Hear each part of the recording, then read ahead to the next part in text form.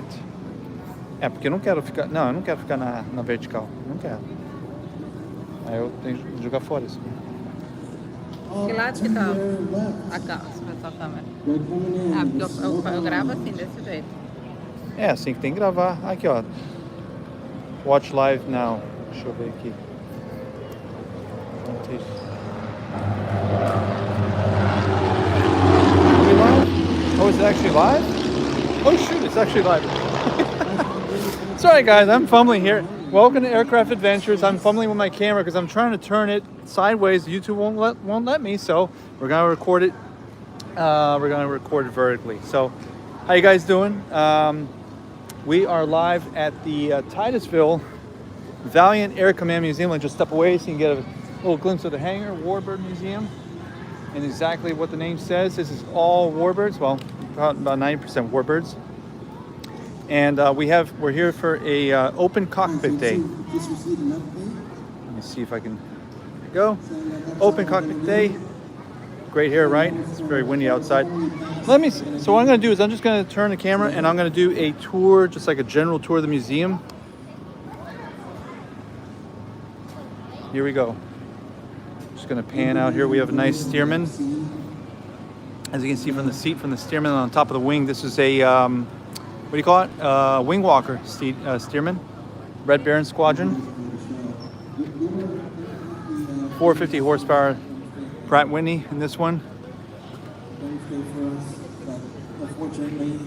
And here is a very active C-47 Tico Bell. But at least you got to see these guys fly, and that's all. I gotta get my my hands shaking here. Let me see if I can hunt down my gimbal. Oh no, my wife took it away. Oh well. So I'm just gonna continue walking around, and then what I'm gonna do is whenever they have I think it's some of the aircraft are open. You can do a walk inside, and I will take you guys inside the aircraft here. Okay? And of course, as everybody knows, you only know the radial engine is working when you see oil. And there's your oil pans right there. Let's spin around and see what we got here. We have a T6. Polished aluminum T6. No markings at all. I'm presuming that this one is going to get painted. I'm not sure what the status. This is a restoration center here at Titusville Airport. They do have a restoration center here at the Valiant Air Command, so I'm presuming that this one might be up for... Looks very well restored if you ask me, but maybe it has to be painted. T6, 600 horsepower, R1340 Pratt Whitney. Very, very loud. Whoops. Gotta get that repainted, that prop tip repainted. And these planes are loud. T6, unmistakable. Watch out for the pitot tube right here. So there we go, T6. And let me see what else we got here in the museum. We have here, check this out guys, look at that. This is a retired F-18 Hornet. I was gonna say Growler. Growler's a new version, right? Anyways, F-18 Hornet, Blue Angels, retired. One of the Blue Angels is retired, and I think the other ones are probably at Pensacola Naval Air Station in Pensacola, Florida.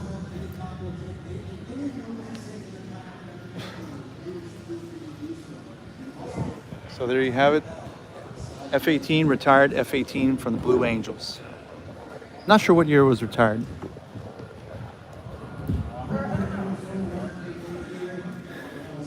Here we've got an L5 Sentinel. Stinson Sentinel. Not sure if this one's airworthy or not. It looks very good. Looks in good shape. I presume it is. They got a pitot covered. I mean, they got the Venturi tube covered up here, so it's probably airworthy. You guys hear me okay? If you just somebody say anything. Where is this hangar at? Okay, so this is Titusville, Florida. It's a Valiant Air Command. And this is about 1 hour east of Orlando. So if you guys are coming in from out of state, visiting Orlando, you owe it to yourselves to grab a rental car, and head on over to the Valiant Air Command. Sounds good? All right, thanks, appreciate it. Valiant Air Command Museum in Titusville, Florida. Very, very nice collection. I think they have about 40 aircraft. Some are airworthy and some are not. We've got an F-16 right behind me. F-16A. Not sure what year it would be. It's not really my wheelhouse, you know, jets, fighter jets, all that stuff. Oh, here we go, November 1993. But anyways, here we go, F-16. You know me, guys, I like the airplanes with the spinny thing in front.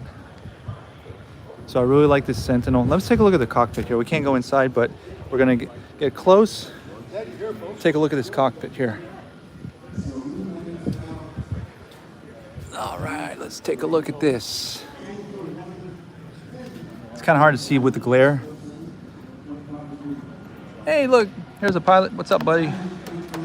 So anyways, L5 Stinson. This is based off of the, I think it's based off of the Voyager. It's a militarized version of the Stinson Voyager. Or maybe not. Maybe it's a L5 is a one-off design. I mean, its own, or maybe it's the other way around.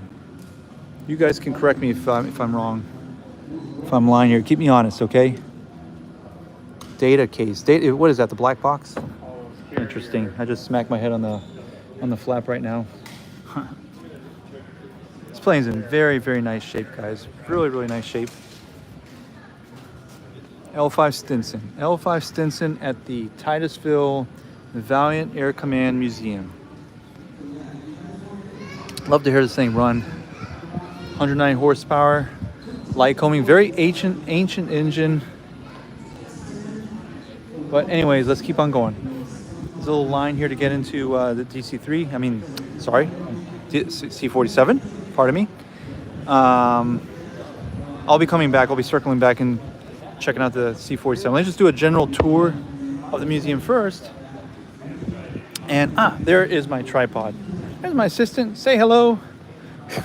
And there's my tripod. Let me see if I can get this thing going. It's gonna be a lot easier if I can use this thing. A lot less shaky too. Give me 1 second, guys. Just hang in there. There's a DC-3 again in the background. And I'm just gonna see if I can turn this.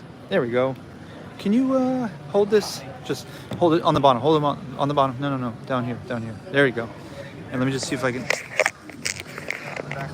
Okay, there we go. Whew, I thought I shut it off. Okay, here we go. So now I've got a gimbal and a little bit less shaky. Hopefully. Here we go. We're just circling around the DC-3, C-47. Pardon me. I always say DC-3 first. Anyways, we're gonna come back and see if we can do like a walkthrough tour of the DC-3, C-47/C-47 in a little bit. But I'm just gonna walk through the whole museum first. Let's see what we got here. Whoops! Oh shoot! Yeah, this little tripod thing is freaking out here. Okay. Anyways, what is this, guys? What is this? What do we got here, huh? Anybody want to guess in the chat? Tom Cruise, your plane is ready. Maverick. All right, so we have the F-14 Tomcat.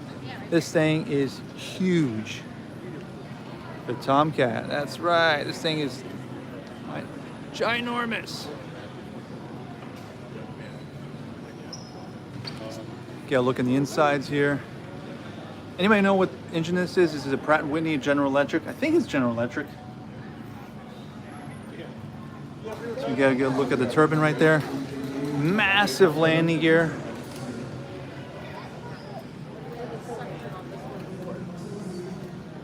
It's got massive landing gear. Ooh, there goes my tripod here again. Oh boy. Me and the technology is not. Come on. There we go. Massive landing gear for carrier landings. I'm gonna go around the other side, around the back. We're gonna take a look at the afterburners on this thing. That looks to me like a B-24 cowling. You see with the inlets on the sides. Wouldn't mind like a wall ornament like that in my house. Anyways, F-14. There's the business end of the F-14. Tail hook. How much horsepower we got here? Horsepower. See, I'm used to talking about propeller planes. 20,000 pounds of thrust each with afterburner. Sorry guys, I'm kind of fumbling around with this tripod thing here. I'm just gonna walk around. This is actually the tail. This is the tail. Let me see if I can change the mode on this thing so it's a little less shaky. Oh, jeez. Yeah, you know what? I'm just gonna hold this by hand. Oh well, return it now. Amazon. See ya. Sorry guys. Just fumbling around with my phone here. Let me return this. Okay, you can go ahead and return this. It's not working. Let me turn it off. Yeah. Okay. This is, by the way, that's the second gimbal I buy in 3 years, and this total failure. I can't use those things. Okay, anyways, let's take a look at the cockpit here. Tomcat. And we're gonna walk around the front. I am not sure what this is underneath the chin. Radar? I don't know. If anybody can help identify in the chat what this is. I see there's a strobe light here. Didn't know this was chin strobe light. Interesting. And we're going to spend some time looking at this Tomcat, and then we're going to move on to the engines. We have a display of engines here, which to me is just as interesting as the aircraft. I love engines. I love studying engines, old engines, new engines, radials especially. Look at all the radials. And we have here some older jet engines as well. But let's start from the front here. What do we got? Let's see what they got. We've got a, okay, this is a cutaway. So this is used to be a 9-cylinder engine, so now it's down to 3. But they chopped up a R985, 450 horsepower Pratt & Whitney. They chopped it up so you can get a better look at the engine case, I guess.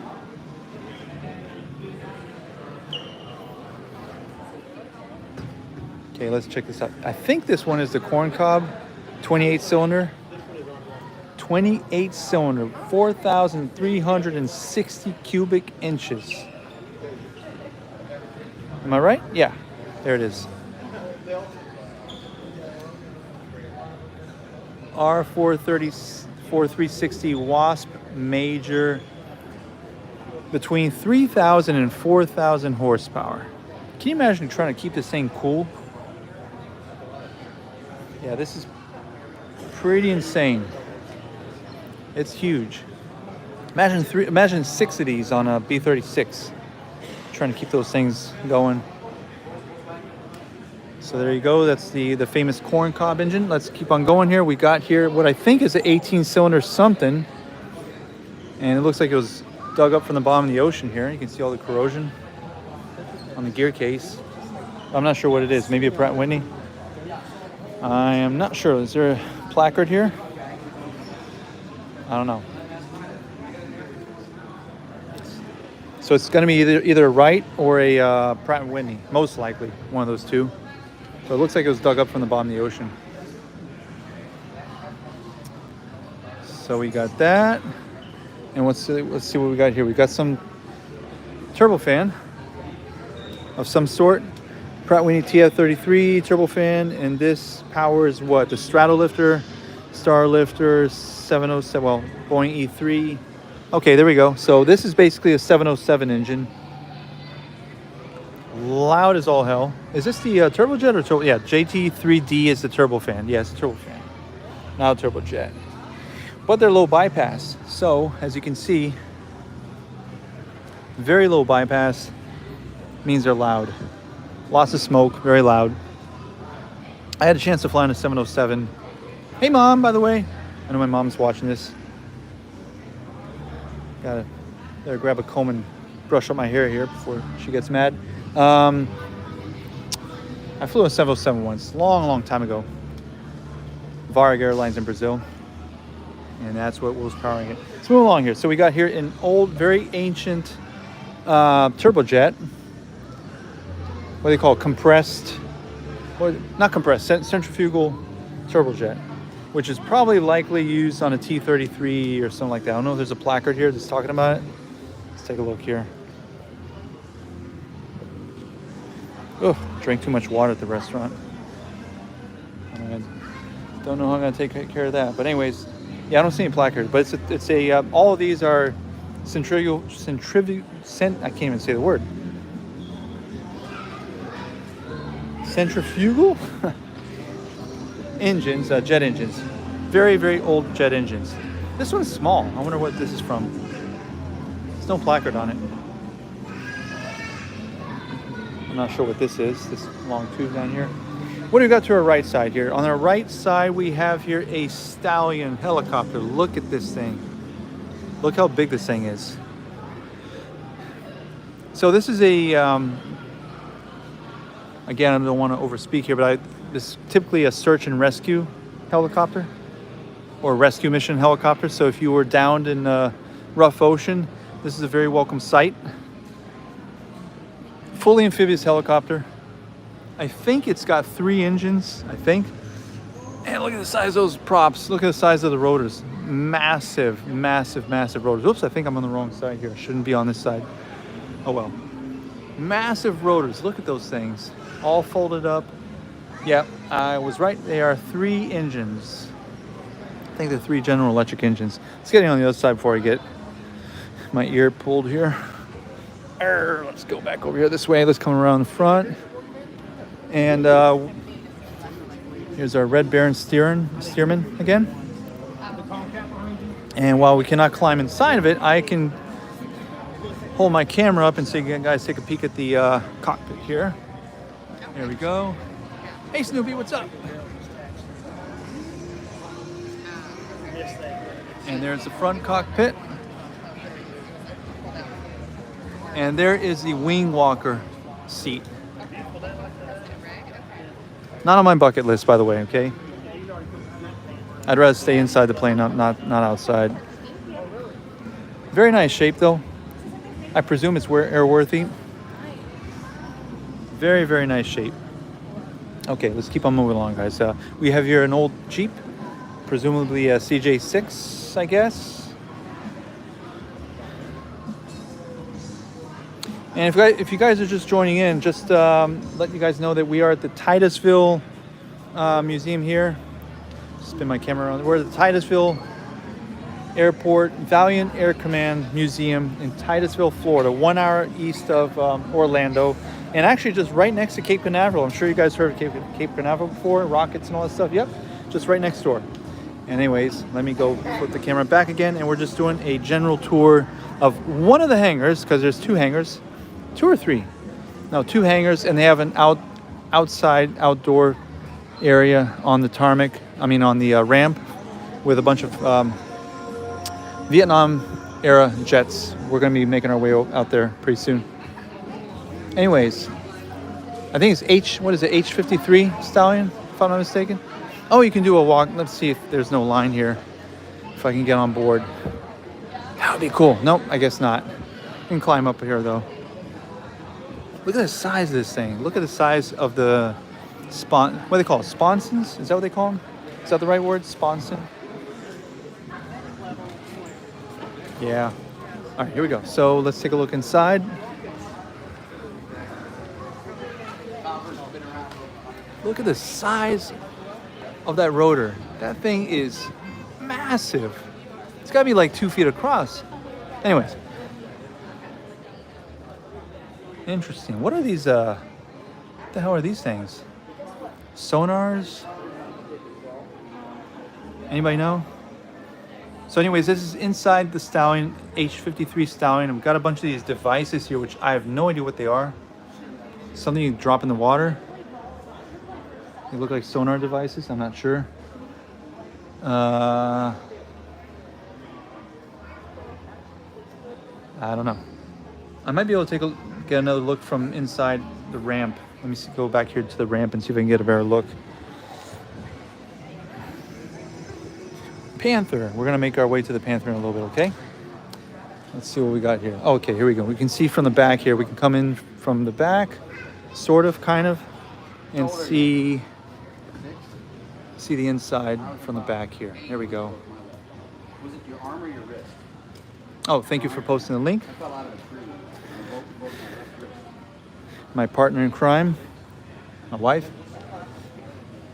And anyways, so there we go. Let's move along here. So now we've got, okay, we do have a Foga Magister, French-built trainer, Foga Magister with tiny little jet engines, twin engines, which we can actually take a look inside. But I'll check out the cockpit a little bit later on when the line is down. Let's see here. Foga Magister. Very cool and very loud.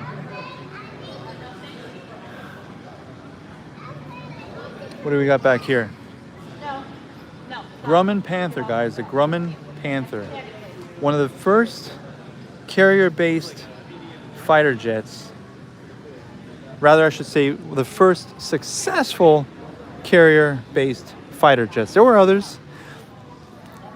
Most of them were jet death traps. I would argue that the F9 Panther was no less of a death trap, but it was, I guess, the least death trappy. I mean, this is very, very primitive technology. Slow spooling engines. Check out these rockets. Very cool. And you can see the air brakes, the speed brakes down here.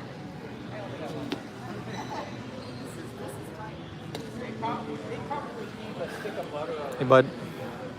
Anyways, F9 Panther. Let's see what it was. What's up here? Anybody want to guess what that is? Anybody want to guess the plane? Drop in the comments below if you know what we're about to look at right now, based off of this surface I'm pointing at right now. I'll get back to it in a little bit. Here we've got the other side of the Panther. 1951. And a partially deployed air brake right there. Very, very nice shape. What do we got here? This is a Douglas Dauntless. I actually built a model with one of these when I was a kid. Same paint job, same configuration, same everything. Douglas Dauntless. It was a dive bomber, if I'm not mistaken. Yep, dive bomber with the speed brakes you can see in the back. I think it was also a torpedo bomber. Maybe not. No, I think it was just a dive bomber. You can see this sling that it has here in the bottom that would sling the bomb out away from the plane. Very interesting. It's powered with a 9-cylinder Wright radial with Wright 1820.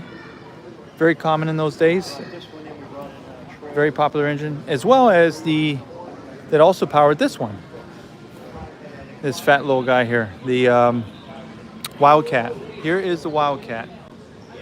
It's kind of crowded back here. There's lots of placards and pictures. So let me see if I can get around it, get a better view of the Wildcat. It's a very quirky plane, especially because of the landing gear. I think that the first versions of this landing gear, if I'm not mistaken, the first versions of the Wildcat landing gear were actually hand cranked. So you can imagine that, or imagine the workload of flying this thing off a carrier, managing your airspeed, trying not to stall, and who knows what else is going on, and having to turn this hand crank about 100 times. I mean, geez. Bet these pilots have like a massive right arm, or left arm, as would be my case. Anyways, wing folded back. So you can see the wing mechanism here. Another interesting facet about the Wildcat is the fact that some of them employed a shotgun starter. So you could actually fire it up with a shotgun.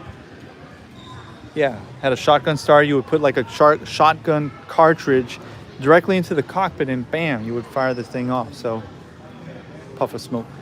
What do we got here, guys? Anybody want to guess what this is? I'm gonna take a little walk around. If anyone wants to drop in the comments below what this is. Any guess? Any ideas? I'm going to show you the markings on the tail, and you might understand what it is. Wildcat, yep. Platinum rear passenger compartment. That's right, it's a Nord. This is a Nord Atlas. Now the tail markings would probably throw you guys off, maybe some of you off, because you think it's a German plane. It is kind of a German plane. It started off as a you say Messerschmitt or Messerschmitt? I should know this, but Messerschmitt, whatever how you pronounce it. Messerschmitt BF 108 Typhoon, right? The French took this plane after the war and they license built it, and then they kind of made it their own. They added a tri-gear landing gear, and they enlarged it to 4 seats. So it's a 4-seater. It's got a very long nose, big engine. I think it's a German, yeah, it's not German. It's a French engine. It's a Renault engine. Renault inline 6 engine. As massive as this engine, it's a big engine. I mean, I just put my hand here for comparison. This engine is only 230 horsepower. I don't know how much cubic inches it is, but it's got to be huge.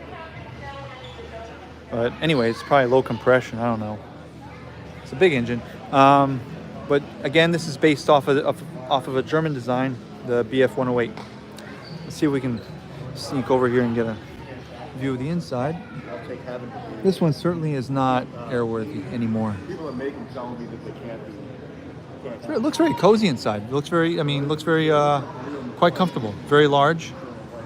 It's a 4-seater. So there we go. It's a Nord Atlas 208 glider. I don't know what it is. Flew lots of gliders myself actually, but I'm not. Without an engine, I'm not really sure what it is. I don't really have a hard time telling gliders apart. I'm going to assume that it's a Schweitzer, which is a very popular glider in the States. I don't know if there's a placard up here or not. Let's take a look. If anybody wants to drop in the comments what kind of glider that is or what you think it is, let me know. My guess is it's a Schweitzer. Okay. Now let's take one last look at the Wildcat from the back here. Hey Erwin, good to see you here. Thanks for joining my live. Appreciate it. I really enjoy your channel, by the way. It's lots of very cool stuff. Go check out Erwin Pohl's channel if you guys like general aviation like I do. He's at a great airport, not sure which airport in the Netherlands, and he gets lots of footage of really cool planes flying from a general aviation airport. So if you want to go ahead and drop in information on your channel, go ahead. You can drop in your channel there too, Erwin. Appreciate it. But anyways, we've got here the rear of the Wildcat. You were mentioning, Josh, that there's a Wildcat for sale. Where is it located? And it has a passenger compartment right behind the pilot? Huh, 2-seater Wildcat. What do we got here? We got here a, what do you call this, L4? Is that right? I know it's a Cub of some sorts, Cub offshoot. But I think it's a L4. Am I right? I flew one of these a couple years ago. A friend of mine was doing pipeline patrol out of Hollywood Airport in Fort Lauderdale, and he actually took me up for a flight in exactly this type of plane, yellow. Observer, Piper Cub. You can see all the glass windows. It's like a fishbowl back here. So I think they call this an L4. Am I right? I don't know. Let me know in the comments if I got this right or not. I don't see a placard here identifying it. Ooh, check this out. This is really cool. We're back at the Dauntless, the Douglas Dauntless again. And you can see the speed brakes open. I shouldn't touch it. Anyways, you can see the speed brakes open like a clamshell on top. I didn't know they open on the top and the bottom. That's really cool. Interesting. L4, yeah, that's what I said. That was my guess. Check out this guy here in the back. Wake up. Anyways, that's the Douglas Dauntless. Full span flaps going across the bottom there. So that's really cool. Anyways, let's keep on moving along here. You guys guess what aircraft I've got coming up here? Hold on. Oops. I don't want to give it away. I'm going to flash the tail here. There it is. Go ahead. Drop in the comments what am I going to be showing next.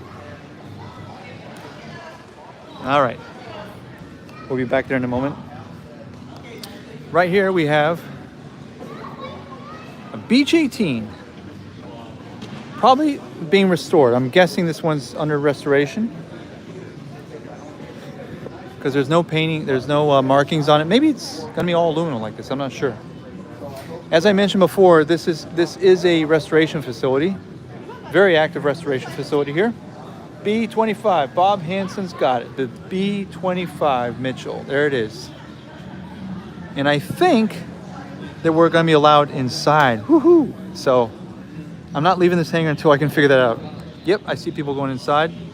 There we go. That'll be me in a second. Actually, there'll be you guys. We'll all join in and walk inside a B-25 in a moment, okay? Let's just take a little moment here to appreciate the Beech 18. Love the Beech 18.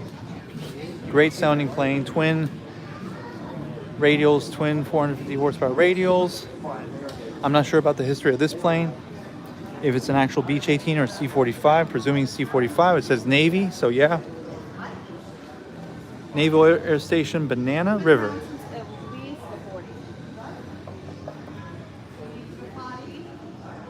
Yeah, you can't see anything, too much glare, whatever. Okay, but there it is, that's a Beech 18. Still a thankfully, still a very active plane.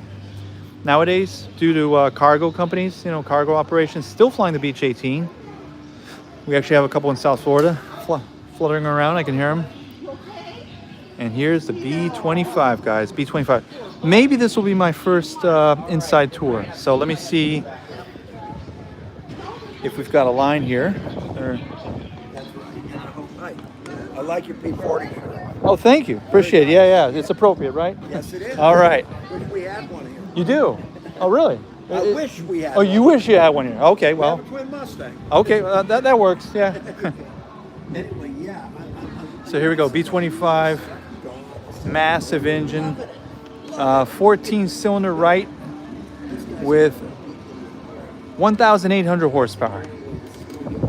My first exposure to this plane, I mean, not real life exposure, but, first knowledge of this plane, my dad had a VHS recording of, what was the name of the movie? 30 Seconds to Tokyo. Yeah, 30 Seconds to Tokyo. I really highly recommend you guys see this movie. It's really good.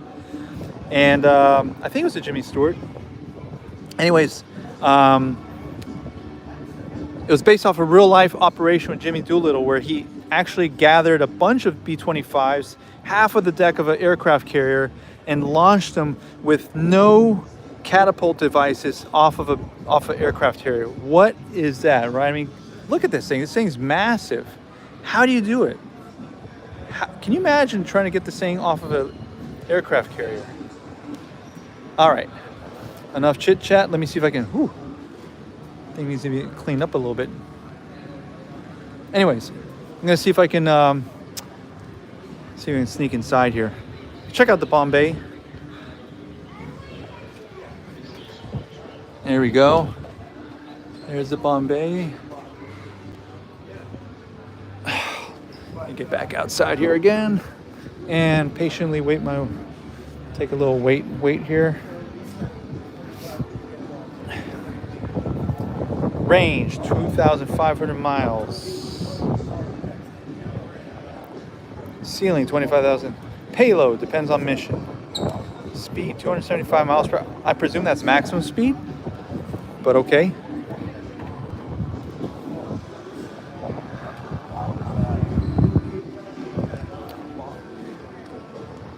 Here's what I'm gonna do. I'm gonna just show you guys what's outside here. We've got here while I wait for the B-25 to clear out, we've got here a Stearman, or what is it, N23S? Whatever, I call it a Stearman. or Boeing Cadet, if you will, I guess, Boeing Cadet, depending what year it is, right?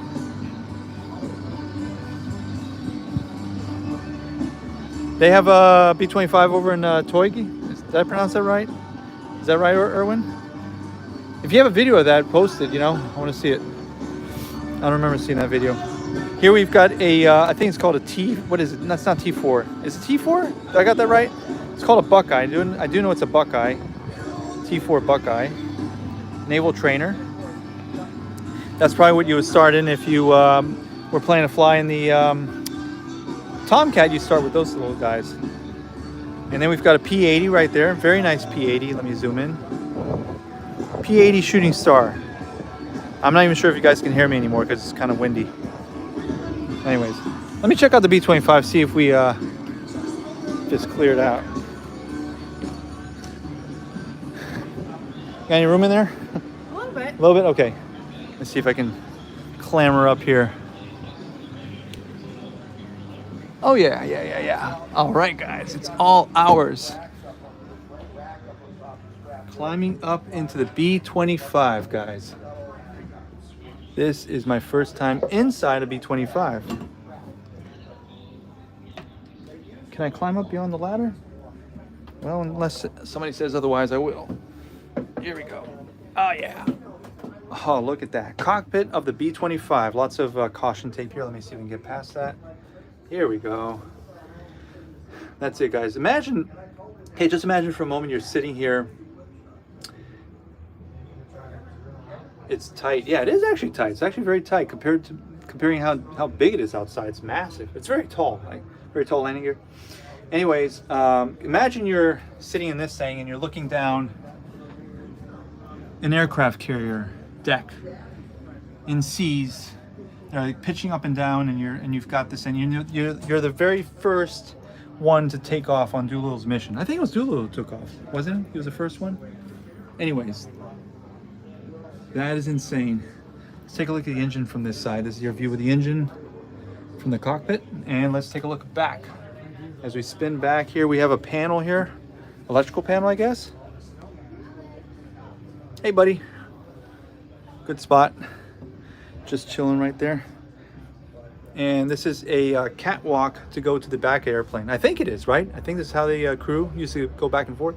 And we have here an observation window here on top. Well, probably used to house a machine gun, I would guess, here in the top, right? Yeah, let's see here.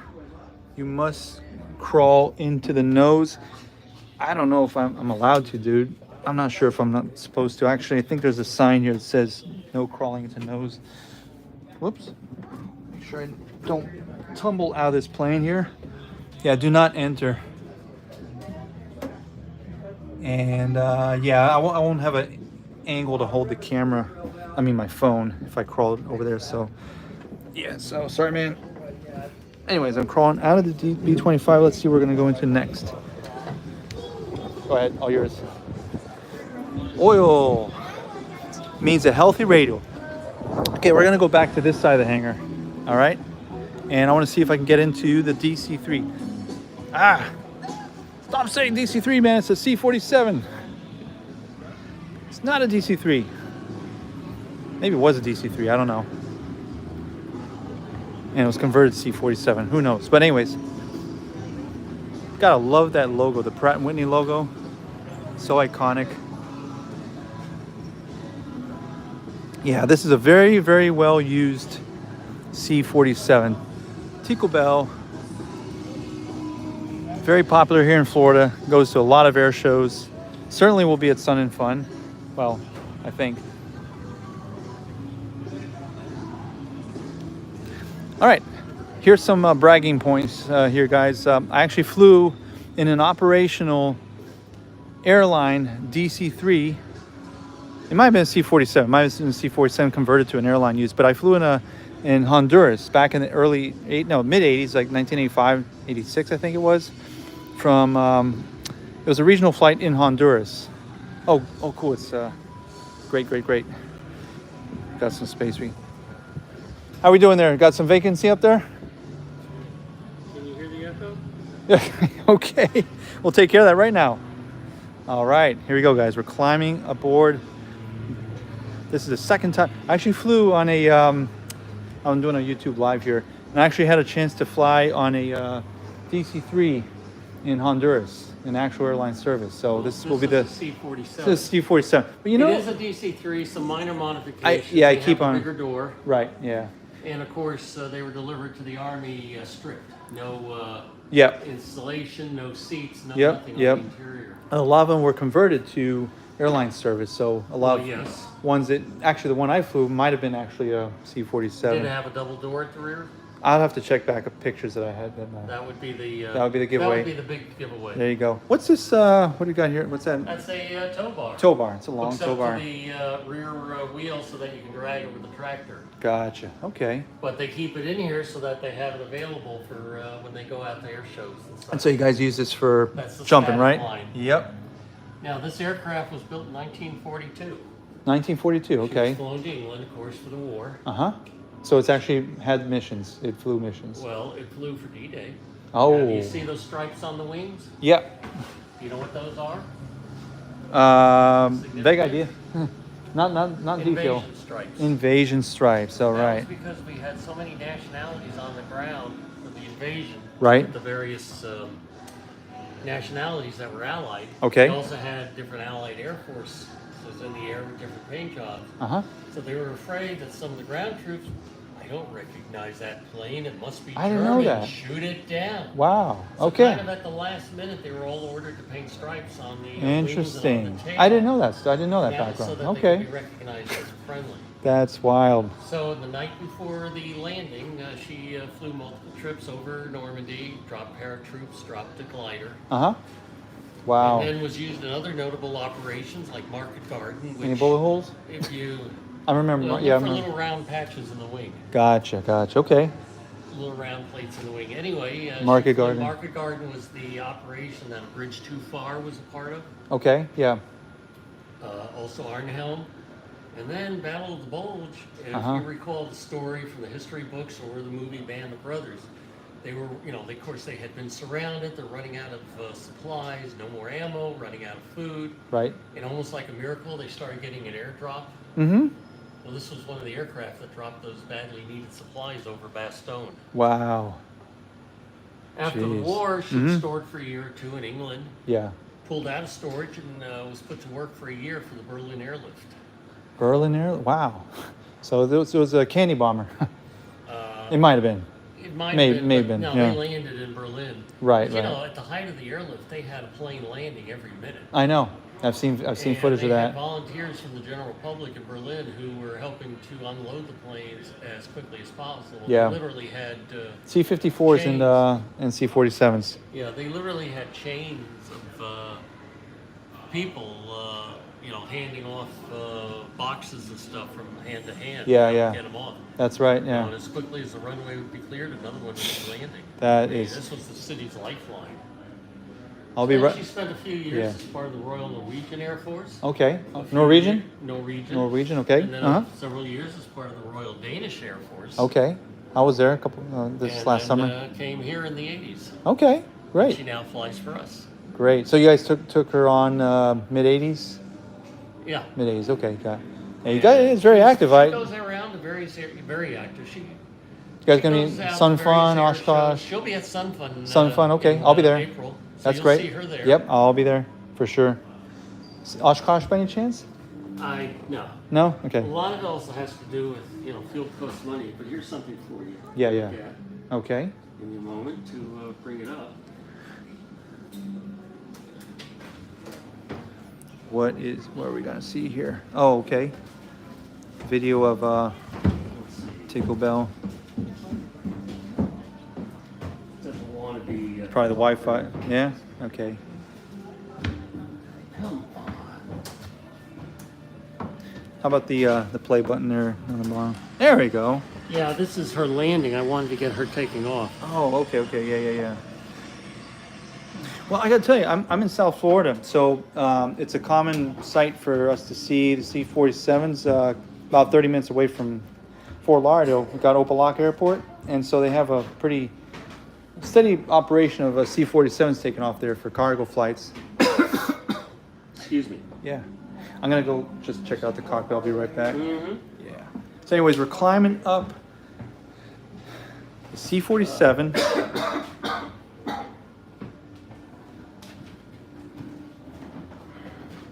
And like I was saying, guys, I was I think I was 8 years old when I sat right. It was actually on the left side, as close as I could get to the engine, right behind the engine. Look at the view I had. Yep. So I was 8 years old, and it was like a 45-minute flight from two small towns in Honduras. It was La Ceiba and what's the other two cities? La Ceiba was a destination. San Pedro Sul is where we took off from, and that was the view I had. And we were flying probably about, I don't know, 7,000 feet or so. I was in heaven, man. Very thin. Well, it's not pressurized, you know, so they don't have to be. And you get all the noise, the prop noise with these little windows, you know. Let's take a look at the cabin here. So here we have the galley. Hey, bud. We have the galley, some coffee, fire extinguisher. I presume this is the, oh, here we go, navigator station. No galley. Navigator No galley. seat. Yeah, I know. It's no galley, right? Well, And the there's a radio coffee operator. machine But there, now so. over your head is the, if you back up a little bit, over Yeah, your yeah. head is the sextant for navigation. Oh, that's right. Okay, gotcha. And the navigator has Mhm. compass repeater, radio direction finder, Right. and all of the latest. Of course, this is a very important piece of equipment. Absolutely. Crucial. Yeah. The engines run on avgas, the crew runs on coffee. There you go. Hi. Let's just take a quick little look at the cockpit here, so we don't He's the navigator. get a chance for. Oh, How you doing there? big glare here. Let me see if I can Hi. fix that with my hand. Ah, yeah, lots of glare. Not much I can do about that. But anyways, this one is is highly used, very active Tell you what, aircraft. if you'll let me hold the phone, Okay. I'll give your audience a real treat. Okay, let's do it. And I very much appreciate it. What you need to do is go in sideways with your, Sideways, okay. yeah, sideways, and then sit down on the pilot seat. No, sideways. Come in sideways, sit down, and now slowly bring your legs around. Do not touch anything. Otherwise, the flight crew will crucify both of us. Gotcha. Nobody will know. Except your audience. Oh, But there you go. Clear left. Nice. Oh man, I love it. And of course, it looks like your view is obstructed now, but remember, this is a tail dragger. So Yeah. once you're in the air, you'll be in level flight. Right, exactly. Plus, you're gonna be doing S turn. Well, I don't know if you have to do S turns in the ground, but you can kind of see over the nose, right? Yeah. Anyways. So now to get out, Thank just you. the opposite. Slowly swing to the right. Yep, yep. Again, we don't want to get anybody upset. No. Well, you should see me trying to fold and unfold myself. I'll get you next if you want. No, that's okay. Okay. I think your audience is having more fun watching you. Right. There you go. And then you can stand up again and then slowly kind of shuffle out sideways. Nice. C-47 pilot for a day. Or at least for a moment. For a moment, my 15. Have you been in the 10 minutes of B-52? flight. I have not. No, actually, Oh. I just got here about maybe 30 minutes ago. So yeah, we just started.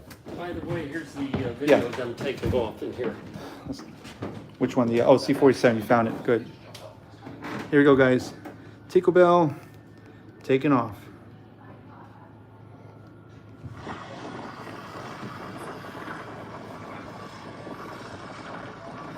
My wife is putting the text here. Don't touch anything. She just sent me a message right now.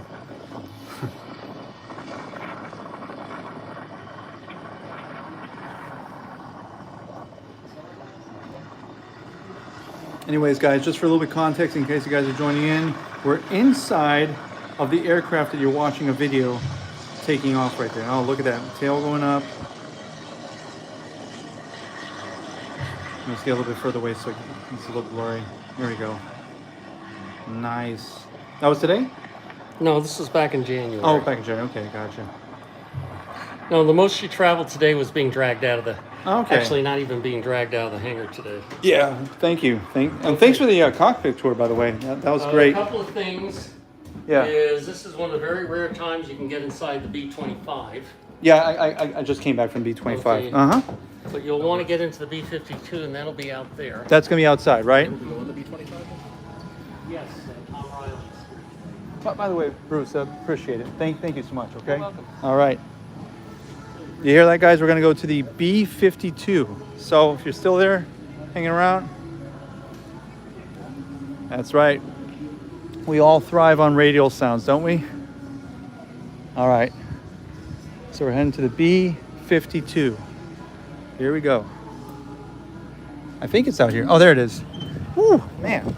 Should have my sunglasses on, but I don't.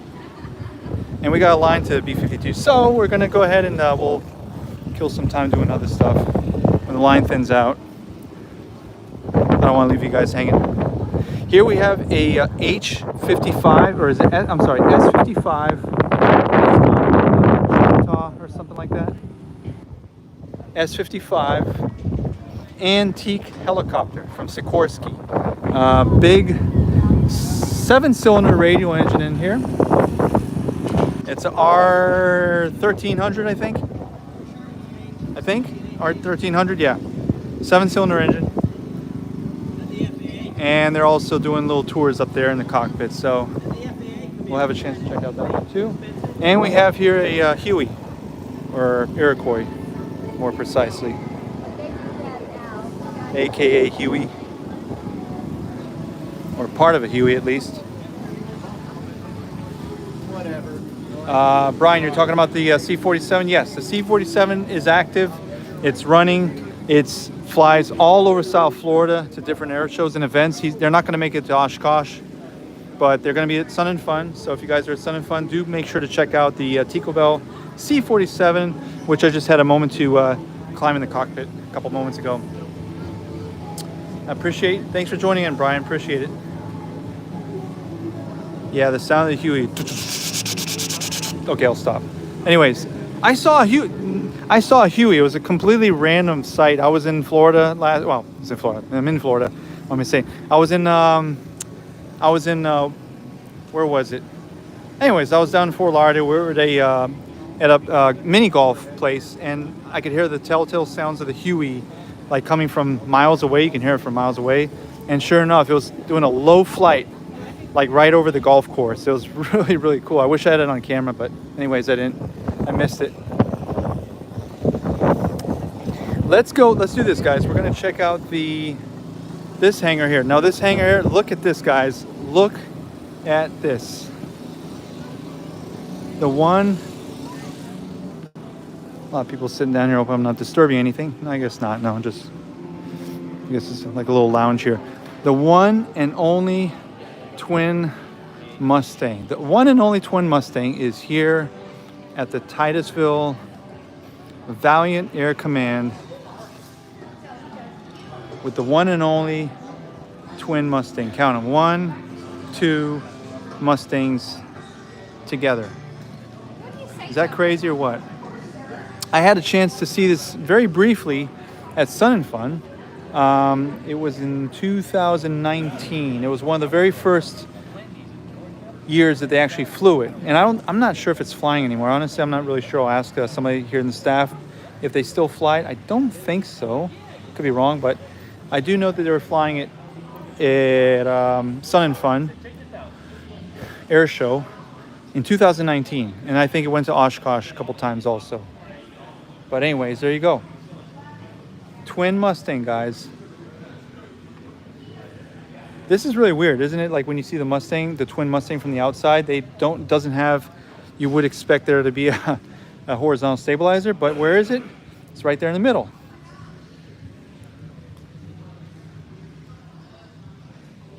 So this thing is crazy.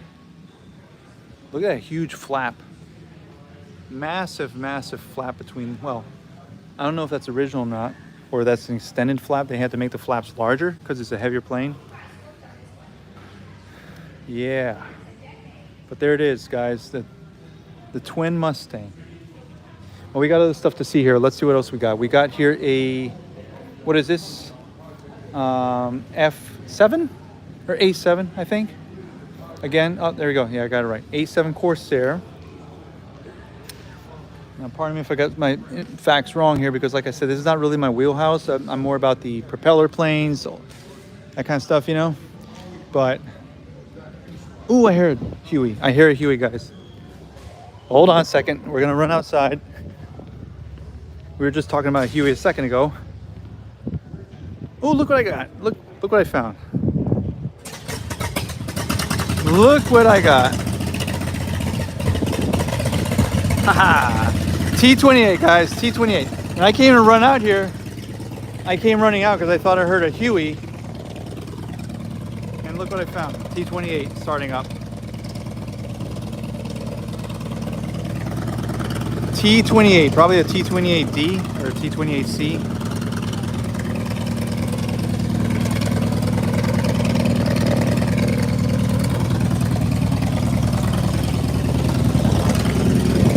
That was totally unexpected, guys. I did not know that they were going to be flying anything today.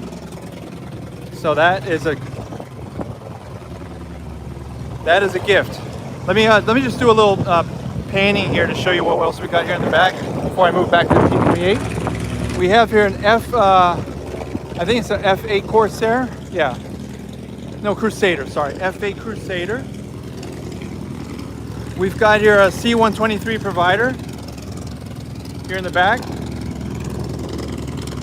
All right, we got a C123 provider. This is I think it's called a Huron, right? It's like a King Air.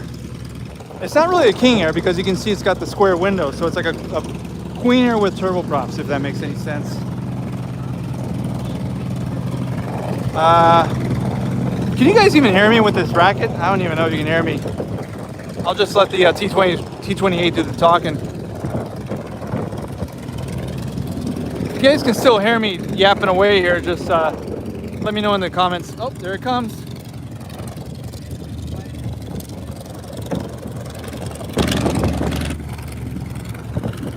So I'll just shut up for a moment, let this guy do the talking. Here we go, T28.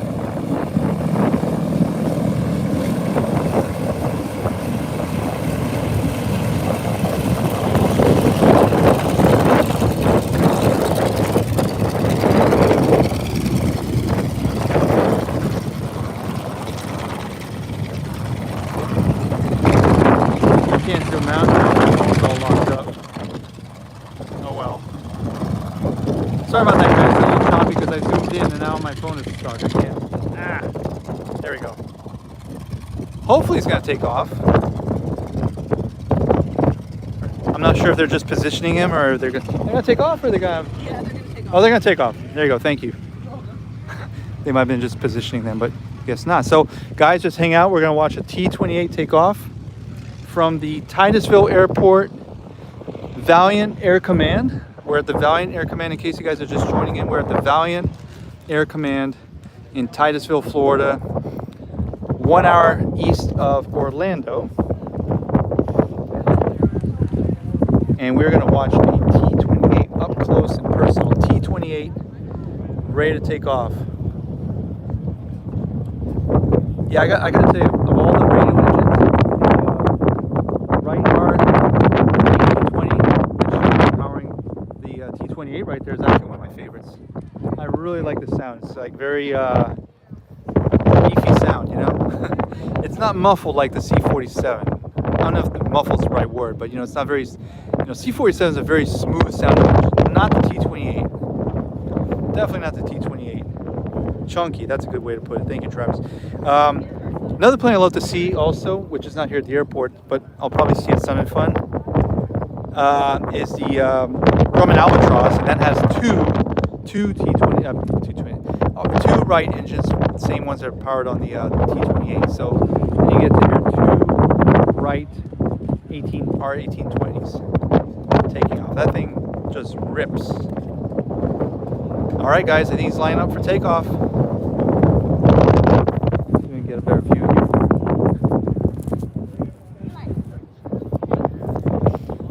Wish my was working. It'd be a little bit more smooth. Just hang in there, guys. Just so you guys know, we're waiting for a T-28 to take off right now. All right. Just a couple more seconds, I think. T-28 at the Valiant Air Command Museum in Titusville, Florida, 1 hour east of Orlando. Right between Orlando, well, actually right next to Cape Canaveral. Wouldn't be that cool if they had a space launch today? Come on, guy, let's go. Oil's already warmed up. Let's go, let's go. I think he's actually warming up the engine still. Not warming up, he's doing, what do you call it? Yeah, he's not on the runway yet, that's right. Yeah, he's just doing a engine check. There he is. Okay, give it another 2 minutes or so. 2 or 3 minutes, he'll be taking off.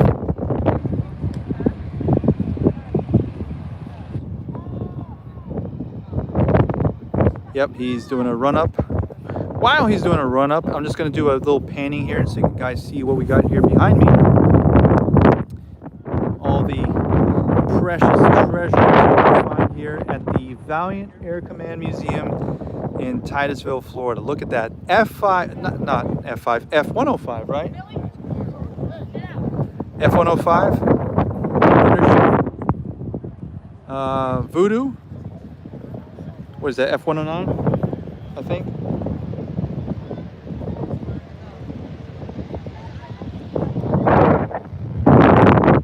Yeah. So the T-28 is still doing a run-up. He's still doing his run-up. He's almost at full power. Guess that helps get the oil moving. Anyways, what else we got here, guys? We have the F8 Crusader. We've got down there, we have a Sabre. Super Sabre, F100 Super Sabre. We have a Learjet 23. I'll be walking over there in a little bit. Just want to watch this T-28 take off. We have here a NASA experimental F5 with a huge belly and nose. I think it was used for supersonic testing, something like that. Sound barrier testing. Oh, it is great for takeoff. And soon we'll replace my droning voice, my drone nasally voice with the sound, the beautiful, splendid sound of a T-28 taking off, guys. Here we go. See if I can hold my camera nice and steady. It's very windy today.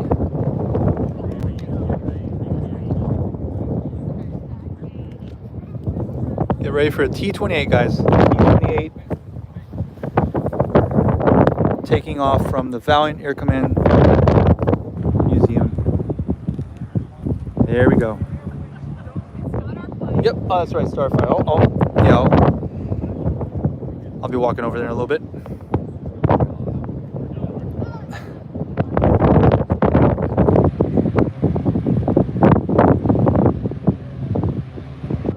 There we go.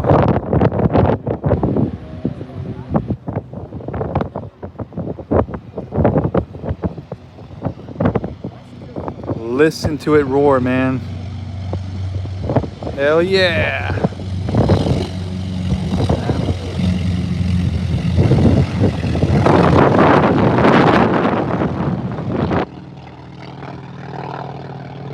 Ah, that gives me goosebumps. I am such a nav geek. But if you're watching my video right now, if you guys are watching my live stream, so are you, okay? Fess up, guys. All right, there it goes. T-28. There we go. It's doing a nice circle. Hopefully it's gonna do a flyby here, maybe. I don't know. Let's see where he goes.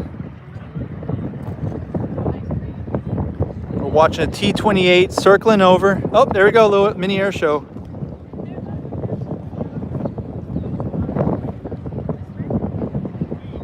Oh, hell yeah.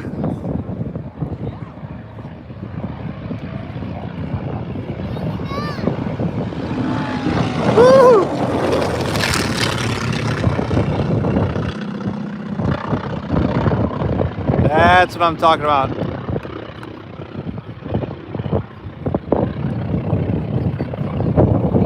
God, I love that engine.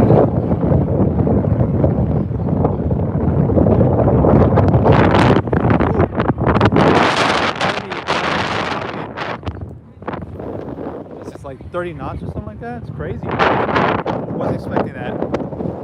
Well, if he comes around again, I don't think he is. I think he's flying. If he comes around again, I'll let you guys know, and I'll do another view. Let me know in the comments if you guys can even hear me, because it's very, very windy out here. I might just be going back inside again, because there's a lot to show you guys inside. Yeah, it's still running. I'm just not sure if you guys can hear me, but it's very windy. We've got here I'm not sure if this is a or an English electric Canberra. This is a Canberra. It's basically a spy plane, precursor to the U-2, okay? Earlier than the U-2. It's one of the very first post-war. Yep. Let me see. Yeah. Okay, Canberra. Yeah, you can. Okay, my wife's telling me I have to shout. So this is a Canberra. Can you hear me now?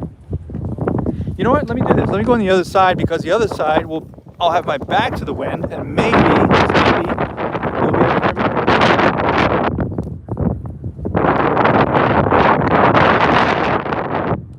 Is that better? See, I've got my back. I got my back to the wind. Maybe that works. Anyways, English Electric Canberra, Royal Navy. I'm not sure if it's a Royal Canadian Navy or Royal English Navy. One of the navies.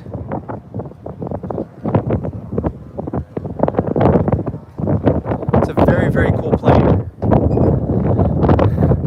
Huge.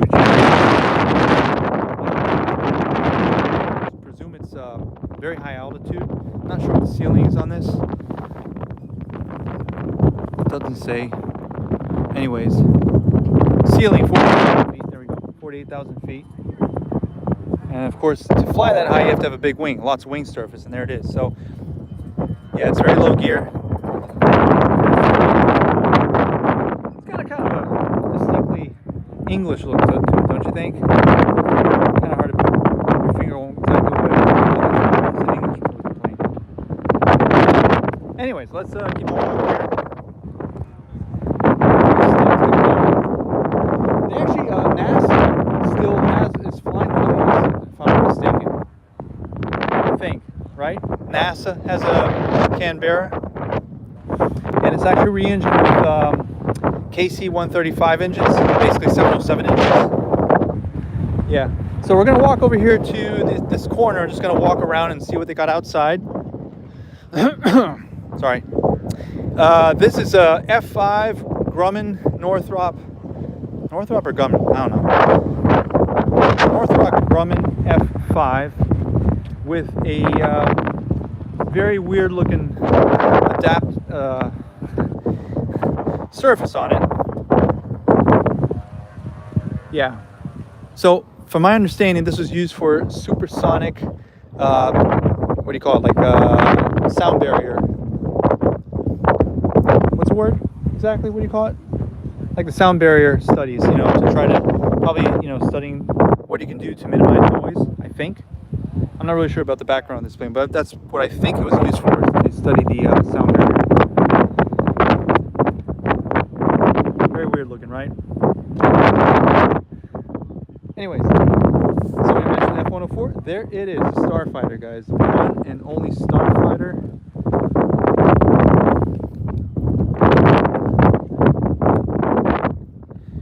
This plane made more widows in Germany than any other plane. For some reason, it's very popular as a fighter in Germany. Maybe that was like the U.S.'s revenge against Germany. I don't know. But anyways. And if I'm not mistaken, there's actually a couple of starfighters that are still active. Not active, but I mean, you know, they're still airworthy and occasionally fly. In fact, I think there's one here in Cape Canaveral. Not here at this airport, but that operates out of the Cape Canaveral airport. Yep. So this is Starfighter. Makes a lot of smoke and a lot of noise and very little wing. Yeah, tiny little wing. Thing is tiny. Okay, here we go. Learjet 23. This is the one that started it all. For executive aircraft, that is. I just read a book about a year ago. I highly recommend you guys check it out. It's really cool. It's a book called Learjet Diaries. Very easy to remember. Learjet Diaries by Greg Madonna. It's actually a friend of mine. I play poker with this guy every once in a while. Very cool guy. He's a actively American Airlines pilot currently. I think he flies the 777. And he wrote a book talking about how he started his life living in Fort Lauderdale executive, and flying Learjet 23 for charter. Learjet 23 is for charter. So I highly recommend, if you guys get a chance, to check out the book Learjet Diaries. Very good read. Very entertaining. Lots of sketchy flying back in those days, you know? Anyway, so Learjet 23. Here we have a Super Sabre. Maggie's Mob. Super Sabre was a very, very, very dangerous plane. I mean, not that you got to think about the context of these things. You know, it's not that the plane was dangerous. It's just that the pilots in those days really didn't understand the flight envelope of these things. And so they actually had a lot of crashes with these F-104s. Not F-104s, sorry about that. Super Sabres. So this is a very tricky plane to land, from my understanding. Lots of power and very tricky wing. Not tricky wing, how would you put this? It's like a very unstable wing, kind of, I guess you put it. Yeah, a huge air brake down there.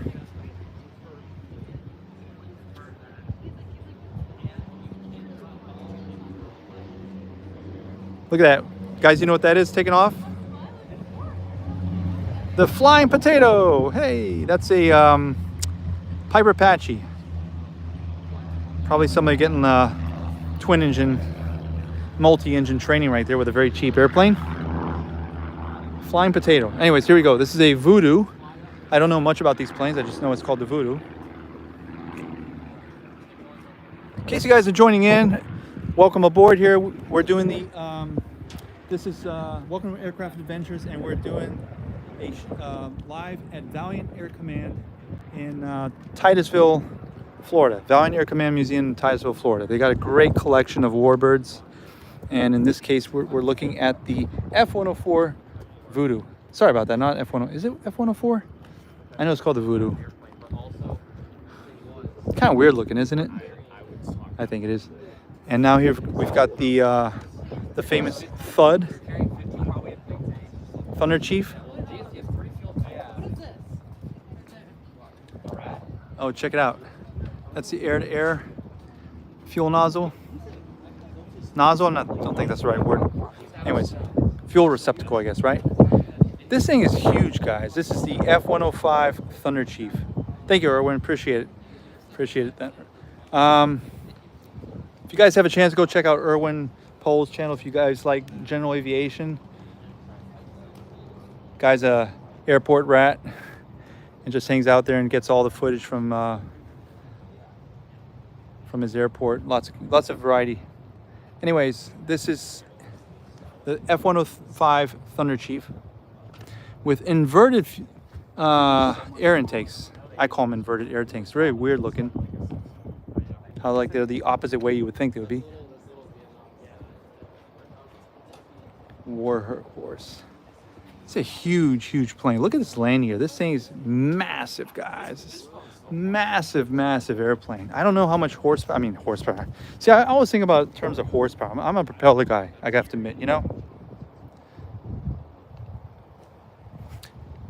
It's got a single afterburning turbojet. Probably a turbojet. All right, let's move along here. From the Thunder Chief over to... If you guys have any questions or anything you want to see in particular, let me know in the comments below. We're doing a live here. Let me know in the chat. Sorry. Let me know in the chat, and I'll just walk over. Spend a little bit more time on the plane if you want me to. Here we've got a Grumman tracker. I was going to say trader. This is a tracker, right? Or is it a trader? I forgot. I get mixed up.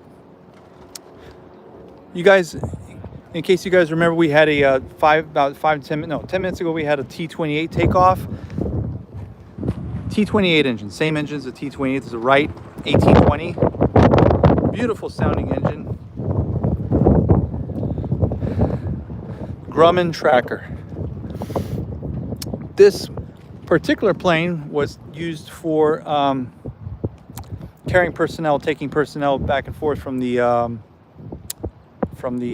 aircraft carriers. If it had a cargo door, then it's wasn't it the tail that made it different? Like one of them had like a split tail, and this one has a single tail. That's why I think it's a tracker. What I find interesting about this plane is how long the tail is and how prone it must have been for tail strikes, because you got like a little tail wheel back here. That's something I find kind of interesting. It looks like a very heavy tail, like a very tail-heavy plane. And this plane was also used, not this one in particular, but this model is also very popular with firefighters. Not firefighters, what do you call it? Fire bombers, you know? But most of them have been converted already to turboprop engines. All right, I think we can walk aboard the... oh gosh, I drew a blank here. C-123. Yes, we can hop on board the C-123. This is a jet pod. Probably a Westinghouse jet, auxiliary jet. On the C-123. What was the nickname of this thing? I think it was called the Whistling Pig or something like that. Pig, something pig. It had some funny name for it. It's a big fat plane. I mean, look how big this thing is. Big ass wheel. No boxcar. Nope. Boxcar was the I think it was a C-121. It was one with the twin tails. Okay, that was a boxcar. This is called the C-123 Provider. I think it was called the Provider, if I'm not mistaken. Big tail. This one makes a lovely, lovely sound too. This is the engines are R2800s, which are very, very common, very popular engines. Aircraft. Very long nacelles.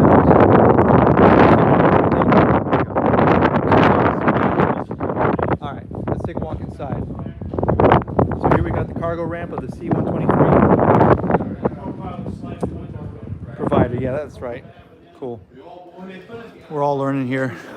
Very, very tall plane. It's actually not that long. I thought it was going to be longer when walking inside. It's not, but it's very tall, very wide. So they made it out of acrylic for us, but they put all the hardware on back for us. So now we got Look at that, guys. We can climb up to the cockpit. All right, here we go. That's probably how this plane looked. Not sure if it's the same plane or not. I mean, it's the same model. I'm not sure if it's the same plane as one we're climbing aboard. Okay, so we pour that in. Can you imagine how loud this thing is? There's no soundproofing. It's basically like a big tin box. These came out of my. Can't imagine how loud this thing is inside. All right, here we're gonna. I don't know nothing about airplanes. I just thought it'd be neat to own an airport. I can climb up the stairs, right? Climb up to the top here. Oh yes, please. Go ahead. I appreciate it. Thank you. We got it to Austin, left it there. Here we go, guys. C-123 Provider. Let's take a look at the panel. I'm going to do a little tour here from the top. Electrical panel, circuit breakers, and great view from up here. You can see those little windows down by the by your legs. I'm not sure if that's actually yeah, it was a glider. That's right. Thank you, Michigan Coasters. It started as a glider, believe it or not, heavy glider, and it was converted to a normal cargo plane. I love seeing the view of the engines from here, but the windows are kind of glazed over. Actually, windows open over here, so you can see the engine from here. Great view. Big ass prop. It's very spacious. Unlike the B-25. B-25 is still kind of tight in there. It's a very, very spacious cockpit. All right, there we go, guys. So there we have it. The C-123 Provider cockpit. Let me make my way back over here in case anybody else wants to hop on board. Here we go, a tall ladder. Get back down to the cabin here. What do we got up here? We have a chair up here. Is that the navigator? We have a chair that's suspended up here in the air. Looks like a navigator chair, I guess. Don't know. And we have a seat up. What's this up here? Little compartment down here on the side. Ah, there's that beautiful radio again. Look at that. Skyvan, yeah. It's like a huge version of the Skyvan, that's right. That's where we just came from. Cockpit. All right, I guess now we can go back inside.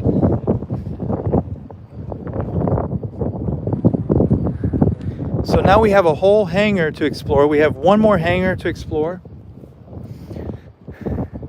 And at that point, I'll probably call it, ooh, my battery, 59%. No, I got still plenty of battery here, guys.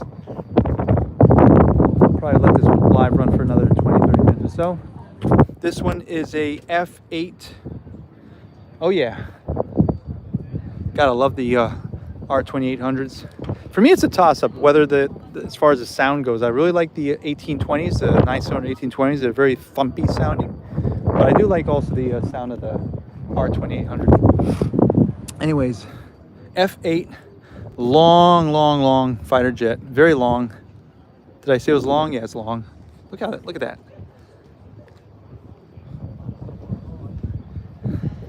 Can you imagine trying to maneuver this around? Trying to maneuver this around an aircraft carrier?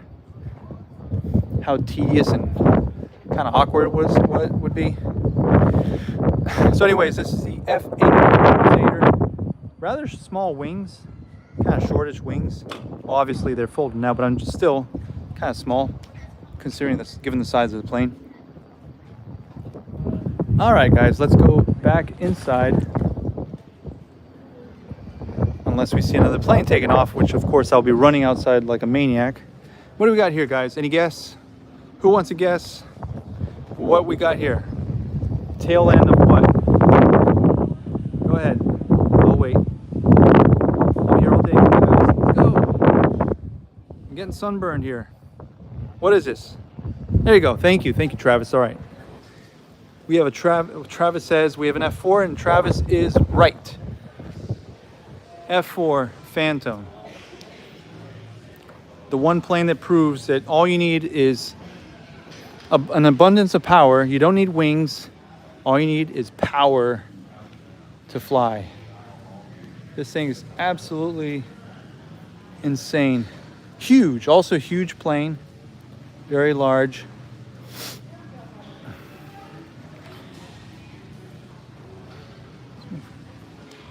To make for a nice picnic table, whatever this is. It's kind of like a fence. What do you call it? Like a intake fence? Danger, danger. Yeah, it's all motor. 2 motors. Very, very powerful. It's kind of hard to believe that the Blue Angels actually flew this, you know? It's not like a very elegant, sexy plane. Like, I don't know if you can say the F-18 is, but it's certainly more than this, you know? But anyways, Blue Angels flew this. This and the F-104 are 2 variants of the same thought. Yeah. This one's a little bit less lethal, though, for sure. And definitely more effective than the F-104. More flexible, I guess you could say. All right, over here we have, here we've got an F6 intruder. F6? Sorry about that. What is it? E6? I know it's an intruder. Grumman intruder. This thing is also massive. It's a huge, huge plane. I actually read a book. I think, what was it? Flight of the Intruder. Very good read. It's all about the intruder. These guys went on crazy, crazy missions in Vietnam. Much more vulnerable than your fighter jets just because it's a lot slower. But could carry a very big payload. So it's a very cool plane. So there you go, A6, that's it, A6 intruder. Oh, we get to climb on board a MiG-17. A6, that's right, A6 is correct. So we have here a MiG, 15 or 17? 17, there we go, 17, MiG-17. I am not sure if this one is airworthy or not. I do know there's a handful of MiG-17s flying the air show circuits here in the States, of which several of them fly with their afterburners on, which is very cool. There's got to be at least 2 or 3 flying airworthy here in the States. I'm not sure if this one is airworthy or not. One thing that's interesting about the MiG-17, you guys should look it up on YouTube and see a MiG-17 taking off with the afterburner. And it's got a very interesting flicker coming out of the tail. You know, it's not like a constant fire. It's just like almost like a candlelight flicker. Very interesting. And the reason for that is because these afterburners were very primitive, very inefficient. So, you know, it didn't do a very good job of burning all the fuel. And that's why it would come out like a flicker, like a candlelight. So anyways, there you go, MiG-17. MiG-17. 17. Here we've got an A4.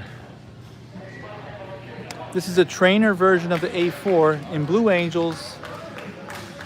I'm not sure if the Blue... I know the Blue Angels had A4s, I do know that, but I'm not sure if they all flew trainers. I know this one is a trainer, 2-seater.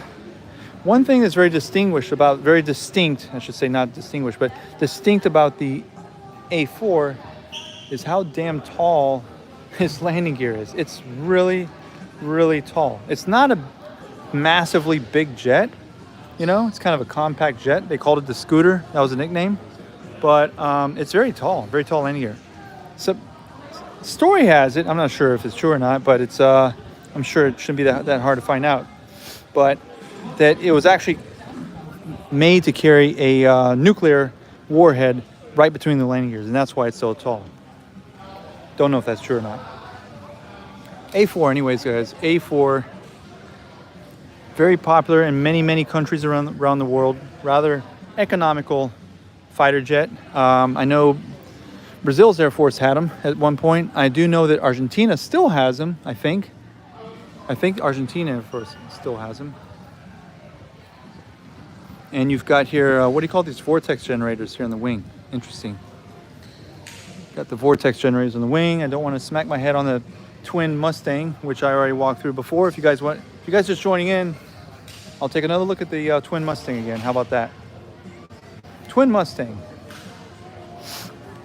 Twin Allison engines. Not Rolls-Royce, not Packards, not Merlins or anything like that. They are Allison V12s. Here at the Titusville Valiant Air Command Museum.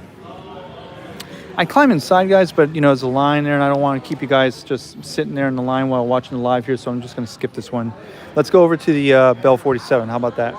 We got here a nice Bell 47 Army. Anyways, Army Bell 47. Just like the TV series MASH. I love these things. They're very awkward looking. They don't look like they should be flying, but they do. In fact, I had a chance to fly one 10 years ago at Sun and Fun 2015. I flew a Bell 47 that was doing circuits around the airport. And I'll tell you what, this thing is very slow. I remember when we took off on this thing, excellent visibility. You've got that big bubble there, but it's very slow. You feel like you're going in slow motion. MASH. Did I say MASH or did I say something else? I meant saying MASH if I didn't say MASH. Anyways, there you go. This is a flying aircraft. Do not touch. I don't see it flying. Very cool. Yeah, no, I like seeing Bell 47s. They have a very distinct sound, kind of like a mix of they have like this turbine sound, you know, which is weird because they're a piston engine, but they have a turbine sound. I'm not sure if it's a transmission or what is it. And last but not least, here in this side of the museum, we have here a Cessna Skymaster. I think it's 02. Is that what they call them? Cessna 02s. This one in particular looks like it's been upgraded. It's got 3-blade props, so probably has a upgraded engine too. And it has here a camera. What do you call it? Forward. They call it FLIR camera, right?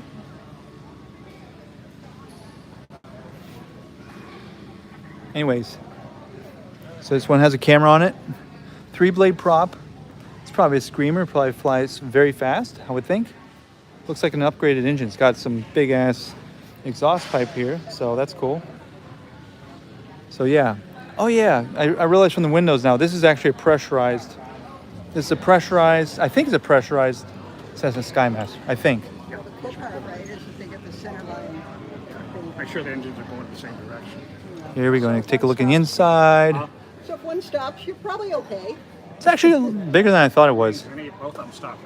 So this is the inside of a Cessna Skymaster. In any other place. And I believe it's a pressurized model of the Cessna Skymaster. This is, I know some people love these. People hate them. I don't think there's ever anything. There's no in between, yeah.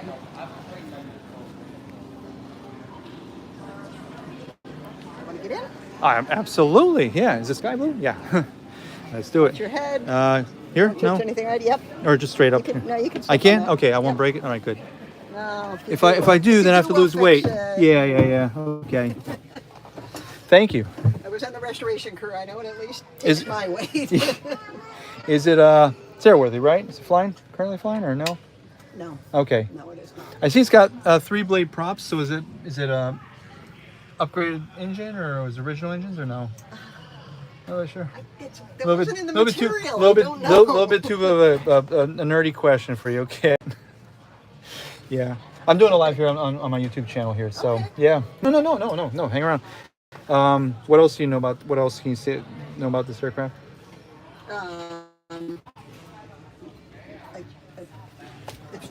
It's observation. Observation. Yep.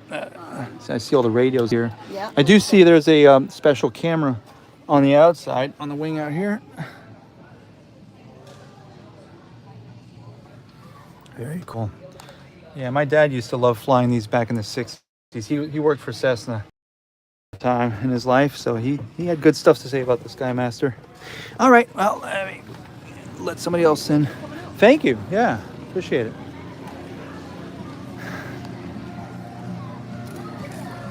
That was kind of funny.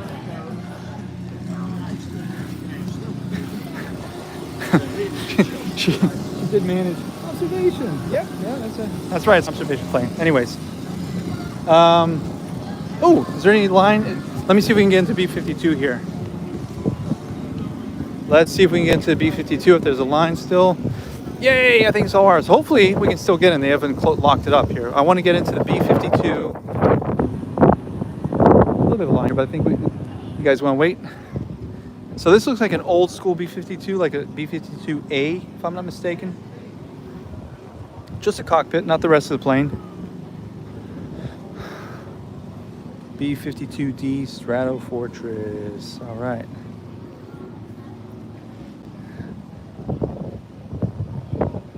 So we're going to climb in a couple moments. We're going to see if we can climb inside the B-52. While I'm waiting for the B-52, let me see if I can get on the S-55 here. Let's see if we have any sort of a line here. S-55, I mean. Sikorsky. Oh yeah, let's check it out. Let's check it out. Flashlight's on. Huh? Your flashlight is on. Oh geez. How do I turn it off? Let me see here. That's why my battery's running out. Is it off? Yes. Thank you. Appreciate it. It's the Sikorsky. Uh-huh. Yes. It was used during the Korean War Right. for transport pilots. Troops. Okay. How many could fit in there? I mean, not up here, but down there. About 10. About 10? Yeah, that was my guess here. Yeah, all right, cool. Right in here, okay. Can you hold this? You can just get...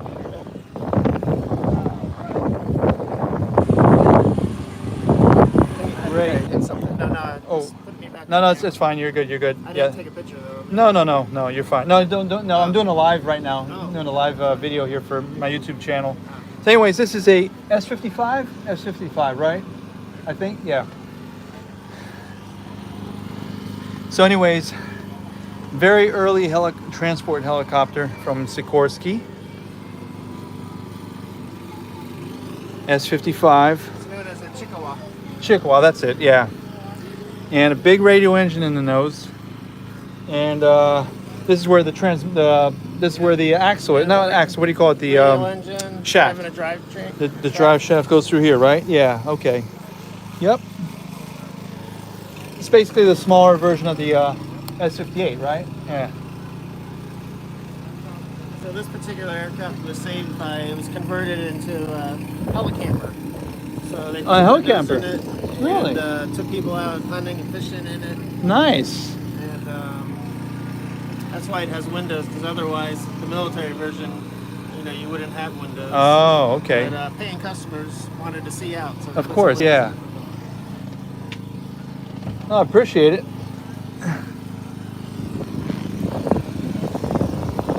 There we go. Let's just get a top view from the top here. So there's our rotor mast. Excellent. Thank you. Appreciate it. Yeah. All right, we're climbing down from the S55. Now we're going to see if there's any room in the B-52. I want to check out the B-52.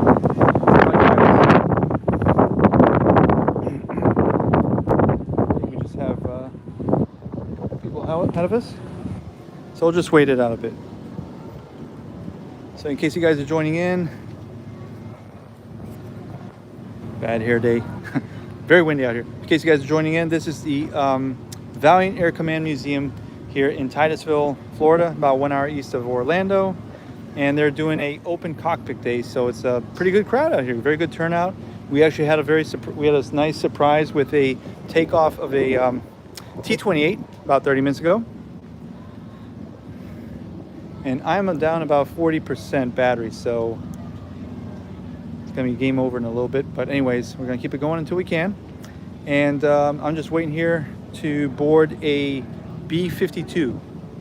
Can't you tell that that's a B-52? Anyways, yeah, it's a very nice museum, Erwin. If you happen to come here you happen to make it down over here to Florida. Oh, there's an Aerostar flying over. Of course, with my camera, you won't be able to see it. Papa Aerostar, very cool. Anyways, if you guys happen to make it here to Florida one day, you owe it to yourself to check out the Valiant Air Command Museum. It's only 1 hour. It's a 1 hour drive. It's a very easy 1 hour drive east of Orlando, which I highly recommend because I personally don't like Orlando. It's kind of a nut house over there. Bad drivers and all that stuff. So get out of Orlando, take a break, you know, enjoy the nice, chill area of the Florida's, what do they call this, Gold Coast? This region over here. It's close to, hey Brian, welcome back. This area is this is nestled between Orlando and Cape Canaveral. Cape Canaveral is just like literally 50 minutes away. Okay, so it's where all the rocket launches happen. And what we're doing right now is just waiting our turn to go on board the B-52 cockpit tour. Oh, I think we're almost there, almost ready. We have a full B-52 here at Willow Run. They're massive in person. It's not airworthy, I guess, right? Just a, it's not operational, right? I'd love to go Willow Run. That'd be really cool. I know there's a lot of nice equipment over there, cargo planes and all that stuff. Thanks a lot, Brian. I appreciate that. By the way, guys, if you guys haven't had a chance to go check out the video I posted yesterday. I posted a video on the arguably controversially the first ultralight ever built, which was the Easy Riser, the UFM Easy Riser. Oh, I think it's almost us. One more couple and then we're going in. So guys, when you have a chance, go check out the video on the Easy Riser. That's a brand new release. One more. Oh, awesome. Thank you. Appreciate it. All right, guys, we are going inside the B-52. I'll keep it. No, you're good. You're good. Keep it nice and quiet.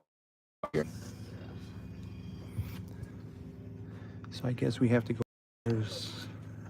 Want us to scoot you out of your way? Yeah, no, you're not my way. You're fine. No, we're all appreciating the same thing here. So I guess it's a navigators. Navigation. Navigation, yeah. This is where, what was the guy from the Doctor, what was that movie, Doctor Strangelove, where he, the bomb, what was the guy? Okay. Anyways, if you guys have a chance, go check out the movie Doctor Strangelove to get some really good B-52 action. All right, we're climbing up to the cockpit. Whoa, it's actually very cozy up here. Watch your head as I awkwardly clamber up. You guys can come up, by the way. There's plenty of room up here. As I clamber up to the B-52 cockpit, look at that 8. Count them, guys. 8 throttles. Jeez. B-52 Stratofortress, man. Look at that. It's kind of crazy to think that they're still flying them with no end in sight for retirement. Now, obviously, I would think that whichever ones are flying today, which are still operational, they probably don't look like this, right? And I don't mean they're not chopped in half like this, but I mean, I'm presuming that they have new avionics and such. But plumbing, I guess, is all the same. You know, the basis of the engine is all the same. Yep. Hopefully they have one at Oshkosh this year. Anybody going to Oshkosh? Anybody in the chat? I will be at Oshkosh this year. Woo! And first I'll be going to Sun and Fun. Sun and Fun is coming up in a couple weeks. I'm not really sure what day I'm going. I'm still trying to get that figured out. But I'm going to Sun and Fun. And it'd be really cool to see this at Oshkosh. All right, let me make way for other people to see this. And it's actually very tight over here. I mean, not that it's tight, but very low. You have to kind of climb around here. Very cozy. And now I have to back my way out of this ladder.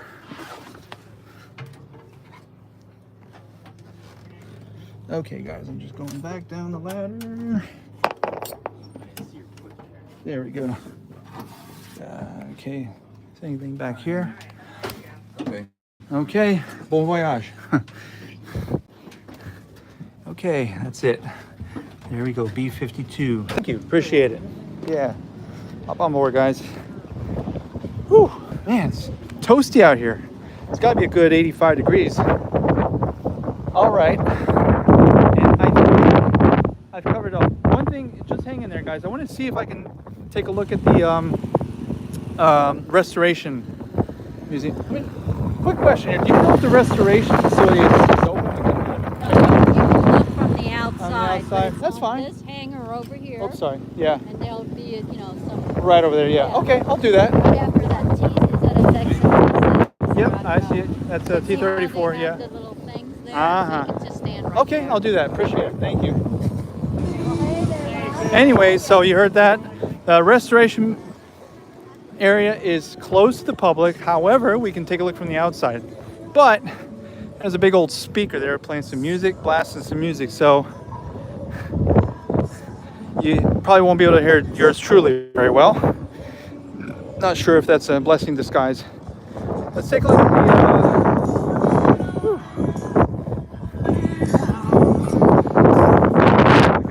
the it's windy, but it's very hot out here too. Windy, hot. T4, guys. It's a Buckeye. I know that much.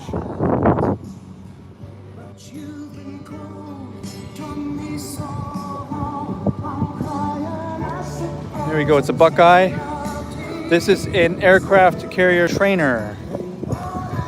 Not even sure. I don't know if they're still operational or not. I think now they use the Goshawk, right? They've been replaced. Not really sure about that. But anyways, let's move along here.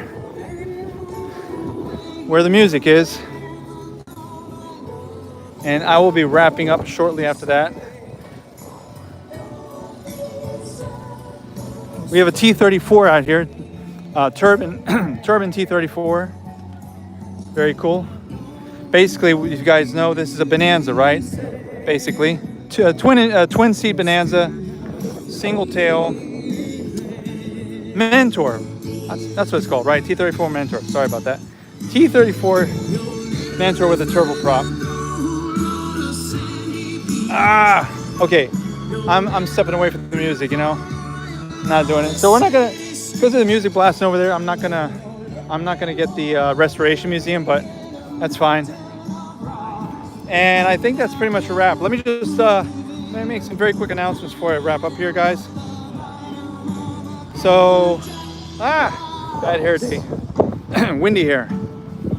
Anyways, that's pretty much a wrap here. I just finished up a little tour of the Valiant Air Command Museum, Warbird Museum here in Titusville, Florida, about 1 hour east of Orlando. And I plan to be at Sun and Fun. I'm not quite sure what day. I will announce. Maybe I'll do a short video or something like that, just to let you know what day I'll be there. If you guys, anybody happen to be at Sun and Fun, that'd be great. And love to bump into you guys too. So I'll be doing also probably a 1 or 2 hour tour, as long as my phone battery. I'll be doing a little live tour from Sun and Fun, and I'll be trying to find some rare airplanes, and maybe we can do like a little walk around of rare airplanes. And I like to do the ultralight area too. I love the ultralight area. So anyways, appreciate it, Joshua. They're very good. Thank you for your participation, guys. I'm also planning to go to the big one, okay, the Oshkosh, which is at the end of July. I plan to spend 3 days there. I'm also planning to do a very long live stream, you know, with lots of stuff. I'm gonna probably divide it by 1 day Warbirds, one day ultralights, 1 day vintage, etc., home builds and all that stuff. So anyways, guys, whenever you guys have a chance, do check out the rest of the videos on my channels. Put a lot of work into it, you know, so I'd appreciate if you can take a look at it. And I'm hoping to have my next video out in about 2 weeks from now. So just make sure you follow, subscribe, blah, blah, blah, and all that good stuff. And I'm over and out here, guys. Thanks again for watching the live stream, and I'll see you soon. How do I turn off? Oh,